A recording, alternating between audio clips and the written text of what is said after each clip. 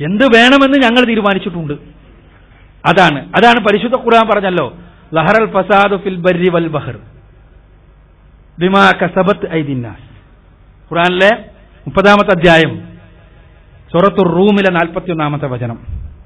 സ്വന്തം കൈകൾ കൊണ്ട് പ്രവർത്തിച്ചതിനാൽ മനുഷ്യരുടെ പ്രവർത്തനങ്ങളാൽ കരയിലും കടലിലും ഫിത്തിന, വ്യാപകമായ നാശമുണ്ടായിരിക്കുന്നു. ഈ നാശം ഉണ്ടാകുന്നത് അതിക്രമമാകുമ്പോഴാണ്. ഉൽപാദനത്തിന്റെ കാര്യത്തിലുള്ള വീക്ഷണത്തിന്റെ വൈകല്യം ഇതും പ്രതിസന്ധിക്ക് കാരണമായിട്ടുണ്ട്. 5-ാമതായി ഉൽപാദനത്തെക്കുറിച്ചുള്ളൊരു സങ്കല്പമുണ്ട് മുതലാളിത്തത്തിന്. ആളുകൾക്ക് എന്താവശ്യം, ആളുകളെ പ്രചോദിപ്പിക്കുന്നത്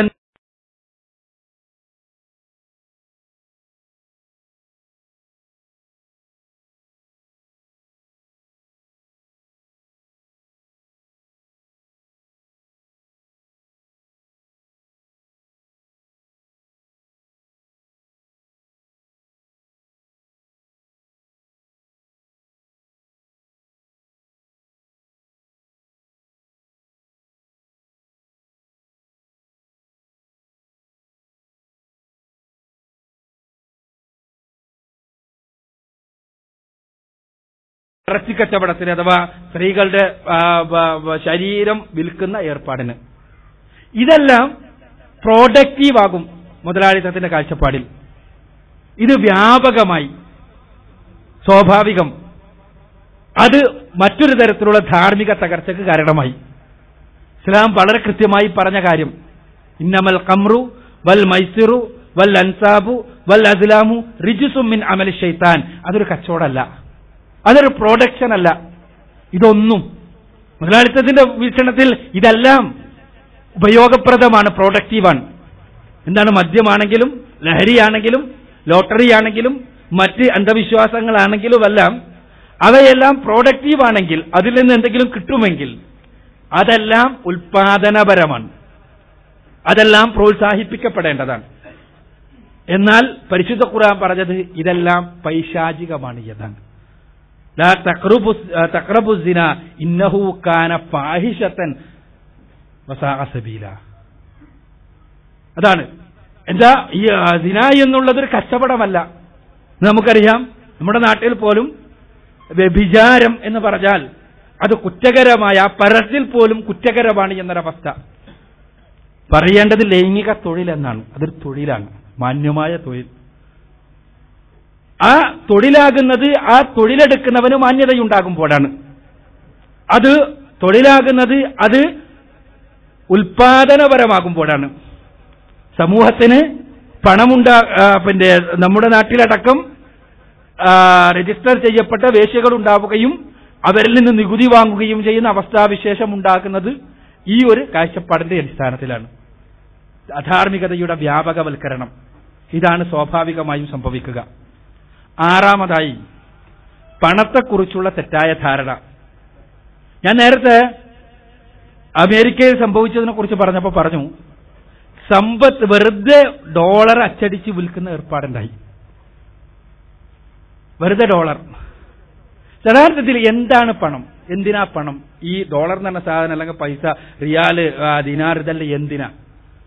നമുക്ക് വസ്തു വാങ്ങാനാണ്, നമുക്ക് ആവശ്യമുള്ളത് വാങ്ങാനാണത്. അപ്പോൾ വസ്തു, അതിൽ നിന്ന് പണം, പണത്തിൽ നിന്ന് വീണ്ടും വസ്തു, ഇങ്ങനെയാണ് കാര്യമുണ്ടാകേണ്ടത്. വസ്തു, പണം, വസ്തു, അങ്ങനെയാണ് ഉണ്ടാവേണ്ടത്. എന്നാൽ പിൽക്കാലഘട്ടത്തിൽ ഉണ്ടായി വന്നത് പണം, വസ്തു, പണം എന്നാണ്. അഥവാ വസ്തു എന്തിനെന്ന് ചോദിച്ചാൽ പണം ഉണ്ടാക്കാനായി. പണം എന്തിന് എന്ന ചോദ്യത്തിനുള്ള ഉത്തരമാകണം വസ്തു വാങ്ങാൻ, വസ്തു വിനിമയം ചെയ്യാൻ. വസ്തുവാണ് സ്ഥായീഭാവമുള്ളത്, വസ്തുവിനാണ് യാഥാർത്ഥ്യമുള്ളത്. പണം എന്നത് ഒരു അയഥാർത്ഥമായ ഒരു മൂല്യം കൽപ്പിക്കപ്പെട്ട ഒരു വസ്തു മാത്രമാണ്. അപ്പോ പണം എന്തിന്? വസ്തു വാങ്ങാൻ. ഇങ്ങനെയാകണം നമ്മുടെ ഉത്തരം. എന്നാൽ മധ്യകാലഘട്ടത്തിൽ വസ്തു എന്തിന് എന്നുള്ള ചോദ്യത്തിനുള്ള ഉത്തരം പണം ഉണ്ടാക്കാൻ എന്നായി. പണം, വസ്തു, പണം എന്നായി. മാർക്സ് തന്റെ ദാസ് ക്യാപിറ്റലിൽ ഈ കാര്യത്തെക്കുറിച്ച് വളരെ വിശദമായി ചർച്ച ചെയ്യുന്നുണ്ട്. ഈ ഒരു കുഴഞ്ഞുമറിച്ചിലിനെ കുറിച്ച്. അത് എക്കണോമിക്സിലെ വേറൊരു പ്രശ്നമാണ്, ഞാൻ അങ്ങോട്ട് പോകുന്നില്ല. എന്നാൽ പുതിയ കാലഘട്ടത്തിൽ അതും കടന്നു. അത് കടന്നിട്ട് എന്തായി? പണമായി. പണം എന്തിന്? പണമുണ്ടാക്കാൻ. ആ പണം എന്തിന്? വീണ്ടും പണമുണ്ടാക്കാൻ. വസ്തു അവിടെ കയറി വരണേയില്ല. വസ്തു ഇല്ല തന്നെ. യഥാർത്ഥത്തിൽ മൂല്യമുള്ള സാധനം വരണേയില്ല. അപ്പൊ ഈ മൂല്യമില്ലാത്ത പണത്തിനു വേണ്ടിയായി അല്ല കമ്പ്യൂട്ടറിന്റെ മുന്നിൽ ചടഞ്ഞിരിക്കുക, എന്നിട്ട് കേവലം ട്രാൻസാക്ഷൻസ് നടത്തുക. എന്താ ട്രാൻസാക്ഷൻസ്? അതെടുത്ത് ഇവിടുത്തെ വെക്കുക, ഇവിടുത്തെ അവിടെ വെക്കുക, അതെടുത്ത് വിടക്കുക, എടുത്ത് വിടക്കുക, എന്നിട്ട് എന്റെ അക്കൗണ്ടിൽ ഇത്രയായി എന്നുള്ള ബോധം. ഒന്നും സംഭവിക്കണില്ല. കേവലം കടലാസുകൾ, കേവലം എഴുത്തുകൾ, വേറെ ഒന്നുമില്ല.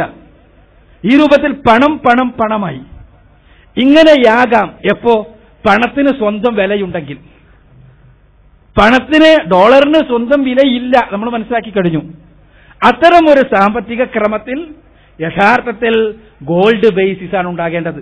അല്ലെങ്കിൽ ഏതെങ്കിലും ഒരു സ്വയം വിലയുള്ള വസ്തുവാകണം പണം. സ്വയം വിലയുള്ള വസ്തുവായി പണത്തെ കാണാത്തിടത്തോളം കാലം, സ്വയം വിലയുള്ള വസ്തുവായി പണം മാറാത്തിടത്തോളം കാലം ഇത്തരം ട്രാൻസാക്ഷൻസ് സ്വാഭാവികമായും ഡെറിവേറ്റീവ്സിനെ മാത്രം ഉണ്ടാക്കുള്ളൂ, പ്രൊഡക്ഷൻ ഉണ്ടാക്കൂല. ഈ അടുത്ത് അത് പോയിട്ട് നമുക്ക് ദിർഹമാക്കാം എന്നുള്ള രൂപത്തിലുള്ള UAE-യുടെ ഒരു പ്രസ്താവന കണ്ടു. ലോകത്തിന്റെ മുന്നിൽ ദിർഹം, ദുബൈന്റെ എല്ലാം ബൂമിങ്ങിന്റെ സമയത്താണത്. എന്നാൽ അതും അബദ്ധമാണ്. ഇതും കടലാസ ദിർഹമും. യഥാർത്ഥത്തിൽ ചെയ്യേണ്ടത് ഇസ്ലാമിക സാമ്പത്തിക വ്യവസ്ഥയുടെ മൂലം ആയി വർത്തിക്കേണ്ടത് ഗോൾഡ് സ്റ്റാൻഡേർഡാണ്, അതല്ലെങ്കിൽ സിൽവർ സ്റ്റാൻഡേർഡാണ്. ഗോൾഡ് സ്റ്റാൻഡേർഡിനെതിരെ പറയുന്ന ഒരു ന്യായമുണ്ട്. ലോകത്താകെ 1,42,000 ടൺ സ്വർണമാണ് ഖനനം ചെയ്തെടുത്തിട്ടുള്ളത്. 1,42,000 ടൺ സ്വർണം.